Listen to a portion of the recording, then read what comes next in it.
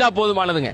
நாம எந்த கபரை பாக்குறோமோ இது நமக்கு குறுகியதாக தெரியும். ஆனா ரசூலுல்லாஹ் சொல்றாங்க 70 திராயின் 70க்கு 70 மூலம் அந்த கபறுகளை மன்னரையே அல்லாஹ் விசாலமாக்குறானா. சும்மையும் நவீனளவு ஃபீஹி, அதுல அல்லாஹ் ஒளிய நூரை ஏத்துறான். சொர்க்கத்தினுடைய சுப செய்திகளை தாங்கிய நிலையை அவங்களுக்கு உருவாக்குறான். நம்ம எல்லாருமே ஒன்றை மறந்துடுறோம். இந்த உலகத்துல ஒரு தற்காலிக வாழ்க்கைக்கு எவ்வளவு முக்கியத்துவம் தர்றோம். ஒரு 60 வருடம் 70 வருடம் அதிகபட்சம் 80 வருடம் வாழ்வோமா? ஆனா இதுதான் கியாமத் வரைக்கும் இருக்கிற வாழ்க்கை. ரசூலுல்லாஹ் இந்த வாழ்க்கையை தான் ஒவ்வொரு நேரம் அத்தைகாத்திலையும் நம்மளை பயமுறுத்தி அல்லாஹ்விடத்தில் அதாபுல இருந்து பாதுகாப்பு தேடுங்க. அது எந்த அதாபு?